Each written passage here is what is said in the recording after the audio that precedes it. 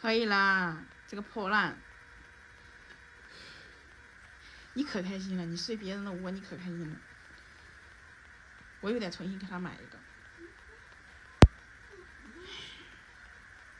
因为你睡下连个缝隙都不给人家留，算了吧，我再重新买一个。